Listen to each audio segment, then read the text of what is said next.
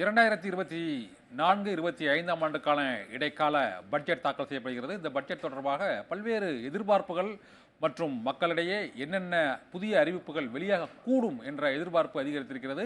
இந்த சூழ்நிலையில் இந்த நிதிநிலை அறிக்கையின் முக்கியத்துவம், மக்களின் எதிர்பார்ப்புகள் என்ன, ஏமாற்றங்கள் இருக்குமா மற்றும் எதிர்பார்ப்புகள் பூர்த்தி செய்யப்படுமா, தேர்தல் வருவதை ஒட்டி வெளியிடப்படக்கூடிய இந்த நிதிநிலை அறிக்கையில் என்னென்ன அறிவிப்புகள் இடம்பெறக்கூடும் என்ற எதிர்பார்ப்பு நாடு முழுவதும் எழுந்துள்ள சூழ்நிலையில் நம்முடைய இந்த நிதிநிலை அறிக்கை தொடர்பாக அதில் உள்ள பல்வேறு அம்சங்கள் மற்றும் மக்களின் தேவைகள் என்னென்ன, அரசின் திட்டங்கள் என்னென்ன இருக்கும் இந்த இடைக்கால பட்ஜெட், அதற்கான நடைமுறைகள், அதில் உள்ள அறிவிப்புகள் உள்ளிட்ட பல்வேறு அம்சங்கள் தொடர்பாக நம்முடைய பொருளாதார நிபுணர் கோபாலகிருஷ்ணன் நம்முடைய இணைந்திருக்கிறார். அவரிடம் இந்த இடைக்கால நிதிநிலை அறிக்கையில் மக்கள் எதிர்பார்ப்பது என்ன, தொழில்துறையினர் எதிர்பார்ப்பது என்ன, விவசாயிகள் எதிர்பார்ப்பது என்ன, மகளிர் எதிர்பார்ப்பது என்ன, கல்வி, மருத்துவம், சுகாதாரம் உள்ளிட்ட அடிப்படை தேவைகளில் என்னென்ன திட்டங்கள் மக்கள் எதிர்பார்க்கிறார்கள் என்றும், இதில் நாம் இந்த நிதிநிலை அறிக்கையின் முக்கியத்துவம் மற்றும் அதில் உள்ள அம்சங்கள் தொடர்பாக கோபாலகிருஷ்ணன் அவர்களிடம் கேட்கலாம். வணக்கம் சார். வணக்கம். வணக்கம் சார். இந்த நிதிநிலை அறிக்கையின் முக்கியத்துவம் மற்றும் இன்று நாடு சந்தித்துள்ள முக்கிய பிரச்சனைகள், சர்வதேச பொருளாதார மந்தம் மற்றும் காலநிலை மாற்றங்கள், போர் சூழல், இத்தகைய சூழ்நிலையில் இந்த இடைக்கால நிதிநிலை அறிக்கை தாக்கல் செய்யப்பட்டு வருகிறது. இதில் வரி விதிப்பு மற்றும் புதிய திட்டங்கள் அறிவிப்பு, மக்களை பாதிக்கக்கூடிய பெட்ரோல், டீசல் மற்றும் சிலிண்டர் ஆகியவற்றின் விலை குறைக்கப்படுமா என பல கருத்துக்கள், பல எதிர்பார்ப்புகள் இருக்கின்றன. நீங்கள் என்ன எதிர்பார்க்கீங்க சார்? இந்த பட்ஜெட்ல என்ன இருக்கணும்னு எதிர்பார்க்குறீங்க?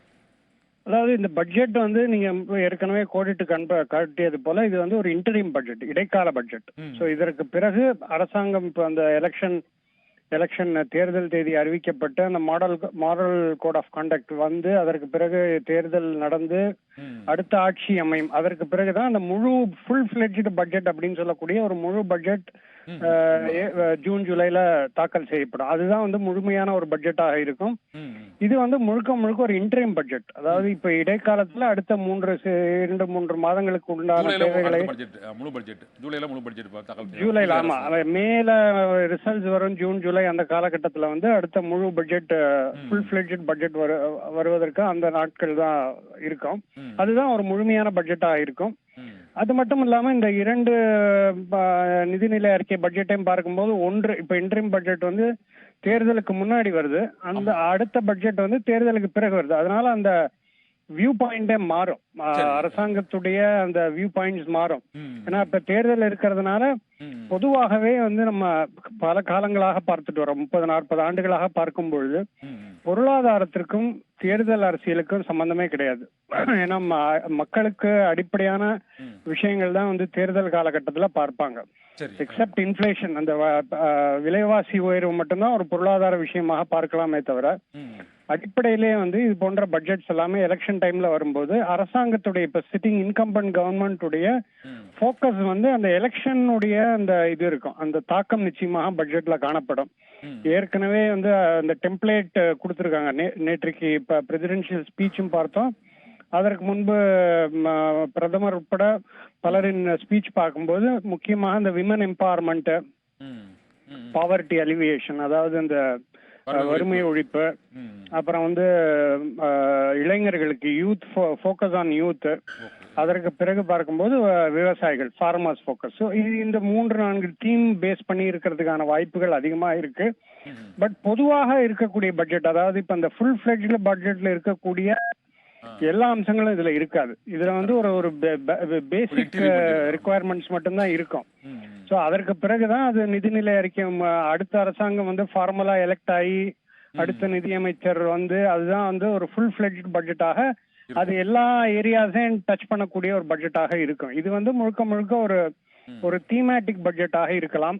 அது மட்டும் இல்லாம பொதுவாகவே பட்ஜெட் அப்படிங்கிறது அந்தந்த சிட்டிங் கவர்மெண்ட்டுடைய ஒரு விஷன் டாக்குமெண்டாக தான் பார்க்கணும்.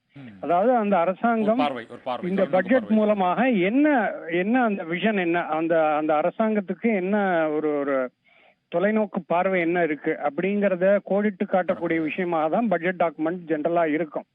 ஸோ அந்த அடிப்படையில பார்க்கும்போது இந்த இன்டரிம் பட்ஜெட் அப்படிங்கிறது எலெக்ஷன் வரதை ஒட்டி, பொதுவாகவே இது இப்போ இல்லை, எப்பொழுதுமே அந்த எலெக்ஷனுக்கு முன்னாடி வரக்கூடிய இந்த இன்டரிம் பட்ஜெட் அப்படிங்கிறது ஒரு எலெக்ஷன் ஃபோக்கஸ்டு பட்ஜெட்டாக இருக்கும். அதாவது அதுலயே இப்ப பாப்புலிசம் அப்படின்னு சொல்லக்கூடிய நிறைய திட்டங்கள் அறிவிக்காம அதற்கு உண்டான ஆக்கப்பூர்வமான விஷயங்கள் சொல்லும்போது அது இன்னும் பெட்டராக இருக்கும். அதாவது இப்ப ஒரு இரண்டு விஷயங்களாக பார்க்கலாம்.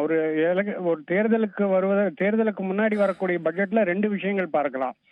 ஒண்ணு, சில அரசாங்கங்கள் கடந்த காலத்துல பார்த்த மாதிரி நிறைய திட்டங்கள் அறிவிப்பாங்க. அது வந்து ஃபார் எக்ஸாம்பிள் வந்து எலக்ட்ரிசிட்டி வேவர் ஃபார் ஃபார்மர்ஸ் அப்படிங்கிற ஒரு திட்டமா, அதாவது இப்போ முன்னாடி எல்லாம் அதெல்லாம் பார்க்கலாம். அது மாதிரி இல்லாம திட்டங்களாக கொண்டு வரும்பொழுது அது இன்னும் வந்து பலன்களை நேரடியாக போய் சேரும் அப்படிங்கிற அடிப்படையில பார்க்கும்பொழுது என்னுடைய எதிர்பார்ப்பு என்ன அப்படின்னா, இந்த டெம்ப்ளேட் வந்து காமனா இருக்கு. விமன் எம்பவர்மெண்ட், ஃபார்மர்ஸ், யூத், இளைஞர்கள் மற்றும் அந்த பாவர்ட்டி அலிவியேஷன் போன்ற விஷயங்கள்லாம் பார்க்கும்பொழுது இதையெல்லாம் இந்த செக்மெண்ட்ஸை டச் பண்ணக்கூடிய தொலைநோக்கு பார்வை திட்டங்கள் தான் நான் எதிர்பார்க்கிறேன்.